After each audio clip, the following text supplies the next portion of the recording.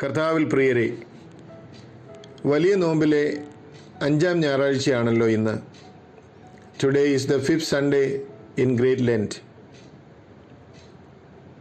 ഇന്ന് നമ്മൾ ധ്യാനിക്കുന്നത് വിശുദ്ധ ലൂക്കോസ് എഴുതിയ സുവിശേഷം 13-ാം അധ്യായം 10 മുതൽ 17 വരെയുള്ള വാക്യങ്ങളെ അടിസ്ഥാനമാക്കിയാണ്. Saint Luke chapter 13 verses 10 to 17. Jesus heals a crippled woman. യേശു കൂനിയായ സ്ത്രീയെ സുഖപ്പെടുത്തുന്നു. 3 പ്രധാന ചിന്തകൾ നമുക്കൊരുമിച്ച് പങ്കിടാം. ഒന്നാമതായി, in spite of the obstacles she faced, she was regular in the synagogue worship. ഈ സ്ത്രീ നേരിട്ട എല്ലാ പ്രതികൂലങ്ങളുടെ നടുവിലും, എല്ലാ പ്രതികൂലങ്ങളോടു കൂടിയും സിനഗോഗിലെ ആരാധനയിൽ അവൾ മുടങ്ങാതെ പങ്കെടുത്തിരുന്നു. She is there for the regular worship, not with the expectation of healing.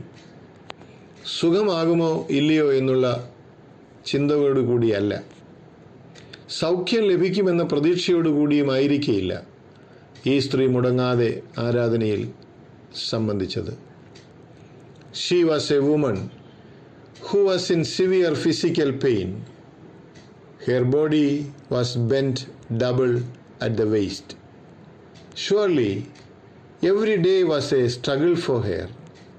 She found herself in a physical condition that prevented her from looking up.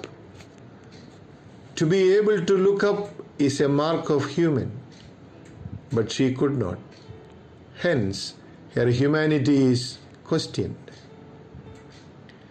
നിവർന്നു നിൽക്കുവാൻ കഴിയാത്ത ഒരാള് ഒരു മനുഷ്യ സ്ത്രീ എന്ന് വിളിക്കുവാൻ പോലും കഴിയാത്ത വിധം അവഗണിക്കപ്പെട്ട ഒരാളാണ്.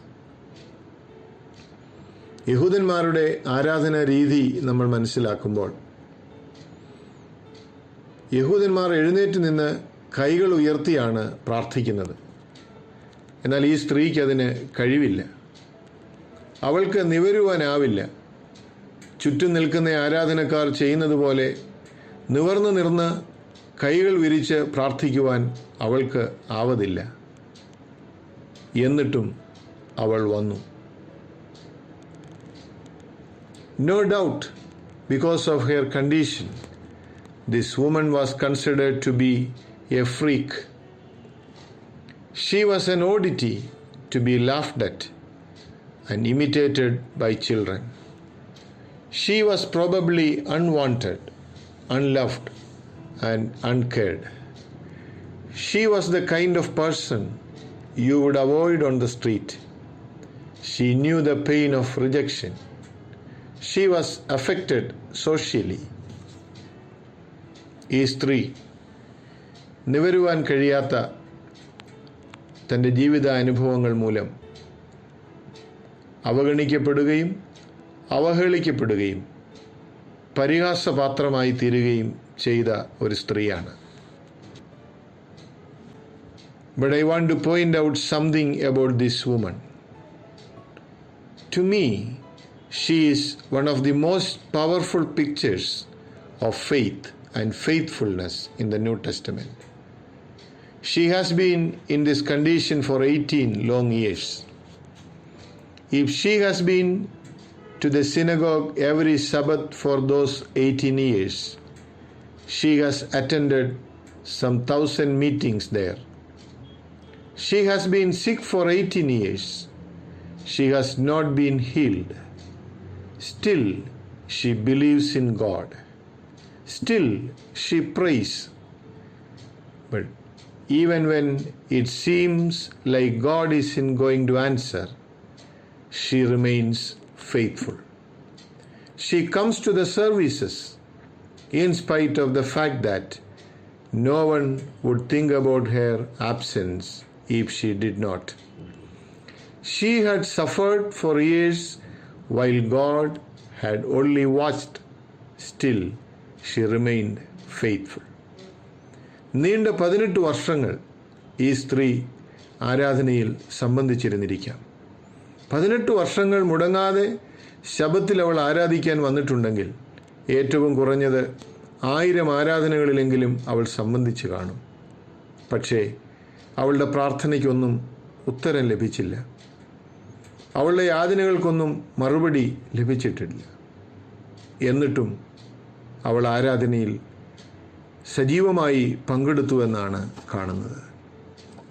2ാം ലോകമഹായുദ്ധകാലത്ത് നാസി കോൺസെൻട്രേഷൻ ക്യാമ്പിലെ ഒരു ഭിത്തിയിൽ ഇപ്രകാരം ചില വരികൾ കോറിയിട്ടിരുന്നത് വായിക്കുവാനിടയായിട്ടുണ്ട്. I believe in the sun even when it is not shining, and I believe in love even when there is no one there to love. I believe in God even when he is silent. ഇന്ന് സൂര്യൻ ഉദിച്ചില്ലെങ്കിലും സൂര്യൻ ഉണ്ടെന്ന് ഞാൻ വിശ്വസിക്കുന്നു. ആരും എന്നെ സ്നേഹിക്കാനില്ലെങ്കിലും സ്നേഹമൊന്നുണ്ടെന്ന് ഞാൻ വിശ്വസിക്കുന്നു. ദൈവം നിശബ്ദനാണെങ്കിലും ദൈവമുണ്ടെന്ന് ഞാൻ വിശ്വസിക്കുന്നു. What a rebuke she is to the mentality that abounds today. If we have a small headache, we run to the doctor and knock ourselves out. She was bent double, yet she came to the house of God to worship. She knew that God was worthy of her worship, whether he even touched her or not. She loved him and she would worship him in spite of the obstacles she faced. Worshipping God was a regular practice. How about us? ആരാധനയ്ക്ക് വരുന്നതിന് എല്ലാവിധ തടസ്സങ്ങളും ഉണ്ടായിരുന്നിട്ടും ന്യായമായ കാരണങ്ങൾ നിരത്താനുണ്ടായിരുന്നിട്ടും അവൾ ആരാധനയിൽ മുടങ്ങാതെ പങ്കെടുത്തു. ദൈവത്തെ ആരാധിക്കുവാൻ 100,000 10,000 അതിലേറെ കാരണങ്ങളുള്ള നമ്മൾ ഒരു ചെറിയ തലവേദനയുടെയോ ഒരു ചെറിയ ബുദ്ധിമുട്ടിൻ്റെയോ പേരിൽ ദൈവിക ആരാധനകളെ മുടക്കുമ്പോൾ ഈ സ്ത്രീ നമ്മുടെ മുൻപിൽ ഉയർത്തുന്നത് വലിയ ചോദ്യങ്ങളാണ്. ദൈവിക ആരാധനയും നമ്മുടെ ജീവിതത്തിലെ പ്രതിസന്ധികളുമായി എന്താണ് ബന്ധം? പ്രിയപ്പെട്ടവരെ, ഇന്ന് നാം കടന്നു പോകുന്ന ഒരു വലിയ പ്രതിസന്ധി നമ്മെ വല്ലാതെ ഉലയ്ക്കുന്നുണ്ട്. കഴിഞ്ഞ ആഴ്ച വരെ സ്വതന്ത്രമായി ആരാധിക്കുവാൻ കൂടി വന്നിരുന്ന നമുക്ക് ഇന്ന് വീടുകളിലിരുന്ന് ആരാധിക്കേണ്ടി വന്നിരിക്കുന്നു. സ്വന്തം മുഖത്ത് സ്പർശിക്കണമെങ്കിൽ കൈകൾ നന്നായി കഴുകിയിരിക്കണമെന്നുള്ള ഒരു നിയന്ത്രണം നമ്മുടെ മേൽ വന്നിരിക്കുന്നു. എപ്പോഴാണ് നമ്മൾ മുകളിലേക്ക് നോക്കുന്നത്? എപ്പോഴാണ് നമ്മൾ ഉന്നതനെ ദർശിക്കുന്നത്? ജീവിതത്തിലെല്ലാം അനുകൂലമാകുമ്പോഴാണോ? അതോ ജീവിതത്തിലെല്ലാം പ്രതികൂലമാകുമ്പോൾ മാത്രമാണോ? എന്നാൽ ഈ കൂനിയായ സ്ത്രീ നമ്മോട് പറയുന്നത്, ജീവിതത്തിൻ്റെ അനുഭവങ്ങൾ എന്തു തന്നെയായിരുന്നാലും, അത് പ്രതികൂലമായാലും അനുകൂലമായാലും, ദൈവമുഖത്തേക്ക് നോക്കുവാൻ കിട്ടുന്ന അവസരങ്ങളൊന്നും നഷ്ടപ്പെടുത്തരുത് എന്നാണ്. She was there for the regular worship, not with the expectation of healing. ഒന്നും പ്രതീക്ഷിച്ചുകൊണ്ടല്ല ഈ സ്ത്രീ ആരാധനയിൽ വന്നത്. എന്നാൽ അവളെ പ്രതീക്ഷയോടെ കാണുന്ന ഒരു ക്രിസ്തുവിനെ നാം ഇവിടെ കാണുന്നു. How about our faith and our worship? രണ്ടാമതായിട്ട് നമ്മൾ ഇവിടെ കാണുന്നത്, Jesus rolled away her obstacles. Verses 12 to 17, 12 മുതൽ 17 വരെയുള്ള വാക്യങ്ങൾ. Jesus Christ was there in that synagogue for worship. In verse 12 we read, He saw her. യേശു അവളെ കണ്ടു എന്നാണ് 12ാമത്തെ വാക്യത്തിൽ നമ്മൾ വായിക്കുന്നത്.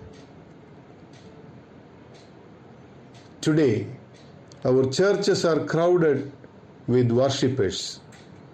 They come to the church, sit in the pew, shift their brain into neutral and glide through the service, neither moving or being moved by what they experience. ഇന്ന് നമ്മുടെ ആരാധനാലയങ്ങളൊക്കെ ആരാധകരെ കൊണ്ട് നിറഞ്ഞു കവിയുകയാണ്. ആരാധനയ്ക്ക് വരുന്നവർ അവിടെയുള്ള ബെഞ്ചുകളിൽ ഇരിക്കുന്നു, അവിടെയുള്ള സൗകര്യങ്ങൾ ഉപയോഗപ്പെടുത്തുന്നു. Do we really worship in our worship? നമ്മുടെ ആരാധനയിൽ നമ്മൾ യഥാർത്ഥമായി ആരാധിക്കുന്നുണ്ട്. നമ്മുടെ ആരാധനകളിൽ സംബന്ധിക്കുന്ന ആരാധകരെ നമ്മൾ ആത്മാർത്ഥമായും യഥാർത്ഥമായും കാണുന്നുണ്ട്. Genuine worship occurs when our belief moves from our head down to our hearts and then out through our hands. യഥാർത്ഥ ആരാധന സംഭവിക്കുന്നത് നമ്മുടെ വിശ്വാസം നമ്മുടെ ബുദ്ധിയിൽ നിന്ന് ഹൃദയത്തിലേക്കും ഹൃദയത്തിൽ നിന്ന് നമ്മുടെ കരങ്ങളിലേക്കും മാറ്റപ്പെടുമ്പോഴാണ്. യാക്കോബ് അപ്പോസ്തലൻ നമ്മെ ഓർമ്മിപ്പിക്കുന്നു, time spent in church that doesn't move our hearts and motivate our hands is not worship. It is just time spent in church. Time spent in church that doesn't move our hearts and motivates our hands is not worship. It is just time spent in church. നമ്മുടെ ഹൃദയങ്ങളെ കീഴടക്കാത്ത വിശ്വാസം, നമ്മുടെ കരങ്ങളെ ചലിപ്പിക്കാത്ത വിശ്വാസം, വിശ്വാസമേ അല്ല എന്ന് യാക്കോബ് അപ്പോസ്തലൻ നമ്മെ ഓർപ്പിക്കും. ഇവിടെ നമ്മൾ കാണുന്നു, when Jesus saw this crippled woman, he called her woman. യേശു ഈ കൂനിയായ സ്ത്രീയെ കണ്ട മാത്രയിൽ വിളിക്കുകയാണ് സ്ത്രീയെ. What a wonderful word, what a powerful word, what a consoling word. Here was a woman whose beauty had long since faded. People did not see her as a woman, but as a freak, an object of mockery, pity, and probably disgust. ഈ സ്ത്രീയെ ആരും സ്ത്രീയെന്ന് വിളിക്കുകയില്ല, കാരണം കണ്ടാൽ ഒരു സ്ത്രീ എന്ന് തോന്നുകയില്ല. കൂനി കൂടിയ ഒരു രൂപം. അവളെ കാണുന്നവർ അവളെ അപഹസിക്കുകയോ കളിയാക്കുകയോ ആണ് പതിവ്. Yet Jesus saw her as a woman. എന്നാൽ അവളെ ക്രിസ്തു ഒരു സ്ത്രീയായി കാണുകയാണ്, ഒരു മനുഷ്യ ജീവനായി കാണുകയാണ്. Others may not have recognized her significance, but Jesus did. He loved her like she was.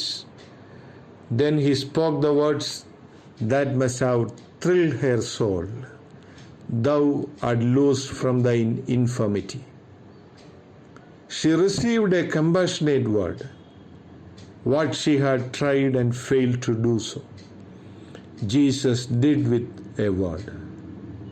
The miracle that Jesus performed for this woman was speedy, perfect, and public. And it was internalized. ഈ സ്ത്രീയെ കണ്ട മാത്രയിൽ ക്രിസ്തു അവളെ പേർ ചൊല്ലി വിളിക്കുകയാണ്. അവളെ വിളിക്കുക മാത്രമല്ല, കൈനീട്ടി അവളെ തൊടുകയാണ്. അവളോട് പറയുകയാണ്, സ്ത്രീയെ, നിന്റെ രോഗബന്ധനം അഴിഞ്ഞിരിക്കുന്നു. After Jesus spoke, he touched her and immediately she stood straight. No longer was she deformed and freakish. No longer would she be the butt of jokes and an object of mockery. She had been healed. When this miracle happened, the people in the synagogue began to rejoice, as well they should have. ഇനിയും അവൾ ഒരു നിന്ദാപാത്രമല്ല. അവളെ കാണുന്നവർ ഇനി കളിയാക്കി ചിരിക്കുകയല്ല. ക്രിസ്തു അവൾക്ക് ഒരു മാനുഷിക രൂപം നൽകുകയാണ്. ഇനി അവൾ ഒരു പരിഹാസ വിഷയമല്ല, മറിച്ച് അവൾ പൂർണ്ണതയുള്ള ഒരു മനുഷ്യ വ്യക്തിത്വമാണ്. പ്രിയപ്പെട്ടവരെ, ജീവിതത്തിൻ്റെ പ്രതികൂലങ്ങൾ നമ്മെ നിവരുവാൻ കഴിയാതെ കുനിയുവാൻ പ്രേരിപ്പിക്കുമ്പോൾ, മറ്റുള്ളവരുടെ മുൻപിൽ തല ഉയർത്താനാവാതെ വണ്ണം നാം അപഹാസ്യതരായിത്തീരുമ്പോൾ, നാം അപമാനിതരായിത്തീരുമ്പോൾ, നമ്മെ കാണുന്ന കർത്താവ് അവിടുന്ന് നമ്മെ നിവർന്നു നിൽക്കുവാൻ പ്രേരിപ്പിക്കുന്ന ശക്തിയാണ്. ഇന്ന് നാം അഭിമുഖീകരിക്കുന്ന COVID-19 പ്രോബ്ലം നമ്മിൽ പലരെയും നിവരുവാൻ കഴിയാതെ വണ്ണം കുനിയുവാൻ പ്രേരിപ്പിക്കുമ്പോൾ, പല വിധത്തിലുള്ള പ്രതികൂലങ്ങളാൽ നമ്മൾ അപഹാസ്യതരായിത്തീരുമ്പോൾ, നമ്മെ പേർ ചൊല്ലി വിളിച്ച് നമ്മുടെ നിന്നയെ ഉരുട്ടിക്കളയുന്ന, നീക്കിക്കളയുന്ന ക്രിസ്തു നമ്മുടെ ജീവിതത്തിൻ്റെ അവിഭാജ്യ ഘടകമായി തീരേണ്ടത് ആവശ്യമാണ്. Jesus rolled away her obstacles. Today we are faced with so many obstacles in our lives. Only Jesus can roll away our obstacles. ഈ പ്രതിസന്ധികളെ ഉരുട്ടിക്കളയുവാൻ കഴിവുള്ളവൻ ഒരുവൻ മാത്രം, നസ്രായനായ യേശു ക്രിസ്തു. അവനിൽ നമുക്ക് ശരണപ്പെടാം. മൂന്നാമതായി നമ്മൾ കാണുന്നത്, Jesus replaces her gloom with his glory. യേശു ഈ സ്ത്രീയുടെ മ്ലാനതയെ മഹത്വമാക്കി മാറ്റുന്നു. This woman was healed internally and externally. Life would never be the same for her again. Her condition had forever been changed. She was made whole. She was straight, and she was free from the bondage of her condition. That is the power of Jesus' touch. It is life-changing and it is powerful. യേശുവിൻ്റെ സ്പർശനം അവളുടെ മ്ലാനതയെ മഹത്വമാക്കി രൂപാന്തരപ്പെടുത്തി. അവൻ തൊട്ടാൽ നമ്മുടെ മ്ലാനതയും മാറും. When Jesus touches a person, he or she will never be the same again. This poor, shamed, broken and freak woman stood up straight and began to praise the name of Jesus Christ. യേശു ഈ കൂനിയായ സ്ത്രീയെ തൊട്ടപ്പോൾ അവളുടെ കൂന് മാത്രമല്ല മാറിപ്പോയത്, അവളുടെ അപമാനം മാറിപ്പോയി, പരിഹാസം മാറിപ്പോയി, നിന്ന മാറിപ്പോയി. Her pain had been replaced with his praise. Her shame had been replaced with his shout. She just kept on lifting up her voice in praise to God above. When we experience Jesus' touch, when he breaks the bonds that hold us, when he sets us free from the shame, when the Lord sets us free, you just give him the praise he deserves. അവൻ നമ്മുടെ ബന്ധനങ്ങൾ നമ്മെ വിടുവിക്കുമ്പോൾ, അവൻ നമ്മുടെ പാപങ്ങൾ നമ്മെ വിടുവിക്കുമ്പോൾ, അവൻ നമ്മുടെ പോരായ്മകൾ പരിഹരിക്കുമ്പോൾ, നമുക്കൊന്നു മാത്രമേ ചെയ്യാനുള്ളൂ, അവൻ്റെ നാമത്തെ ഉച്ചത്തിൽ മഹത്വപ്പെടുത്തുക. During this Lenten season, let us find out what has bound us today, what kind of past we are fighting, what kind of emotions that haunt us day by day. If we will come to him at his call, he can speak the word of liberty that will set us free from all that hold us bent. He didn't save us to leave us bent over. He saved us to stand straight. Jesus didn't save us to leave us bent over. He saved us to stand straight. പ്രിയപ്പെട്ടവരെ, അവൻ തൻ്റെ വിലയേറിയ രക്തം കൊണ്ട് നമ്മെ വീണ്ടെടുത്തത് നമ്മൾ കൂനി നടക്കാൻ വേണ്ടിയല്ല, പിന്നെയോ നിവർന്നു നിൽക്കാൻ വേണ്ടിയാണ്. No one around us may recognize our value, but Jesus does. He values the human person. He doesn't see us for the obstacles we face. He doesn't see us in the light of our past, our troubles, or our scars. He sees us for what you can become through His matchless grace. He sees what He can do in, to, and through us. He sees us as significant, special, and honorable in His sight. യേശു ക്രിസ്തു മനുഷ്യാളത്വങ്ങളെ എപ്പോഴും മാനിക്കുന്നവനാണ്. മനുഷ്യാളത്വങ്ങൾക്ക് വില കൽപ്പിക്കുന്നവനാണ് നമ്മുടെ കർത്താവ്. അവൻ നമ്മെ കാണുമ്പോൾ നമ്മുടെ ജീവിതത്തിലെ പ്രതിസന്ധികളെയല്ല അവൻ കാണുന്നത്, പിന്നെയോ അവൻ്റെ ഒരു സ്പർശനം നമുക്ക് ലഭിച്ചാൽ ഞാനും നിങ്ങളും എത്തിച്ചേരാവുന്ന ഉയരങ്ങളെയാണ് ക്രിസ്തു കാണുന്നത്. അവൻ നമ്മുടെ ജീവിതത്തിലെ പാപങ്ങളെയല്ല കാണുന്നത്, നമ്മുടെ കഴിഞ്ഞ കാലത്തിൻ്റെ പോരായ്മകളെയല്ല, മറിച്ച് നാളെ നാം എന്തായി തീരാൻ സാധ്യതയുണ്ട് എന്നാണ് അവൻ നോക്കുന്നത്. പ്രിയപ്പെട്ടവരെ, സാധ്യതകൾ കൊട്ടിയടയ്ക്കപ്പെട്ട ഒരു ലോകത്തിൽ നമ്മളായിരിക്കുന്നു. ഇപ്പോൾ കടന്നു പോകുന്ന ഈ വലിയ പ്രതിസന്ധിയിൽ നിന്ന്, ഈ വലിയ വൈറസ് അറ്റാക്കിൽ നിന്ന് നാം എങ്ങനെ പുറത്തു വരുമെന്ന് ആലോചിച്ച് നമ്മുടെ മുഖങ്ങൾ മ്ലാനമായിരിക്കുകയാണ്.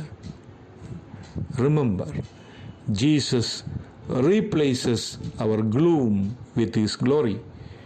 അവൻ നമ്മുടെ മ്ലാനതയെ തൻ്റെ മഹത്വം കൊണ്ട് പ്രശോഭിപ്പിക്കുവാൻ മതിയായവനാണ്. ഈ കർത്താവിൽ നമുക്ക് ശരണപ്പെടാം. ശബത്തിൽ സിനഗോഗിൽ വന്ന് കൂനിയായ സ്ത്രീയെ പേർ ചൊല്ലി വിളിച്ച് അവളെ നിവരുമാറാക്കിയ ദൈവകൃപ പ്രാപിപ്പാൻ നമുക്കും അവകാശമുണ്ട്. അതിനായി നമുക്കൊരുങ്ങാം.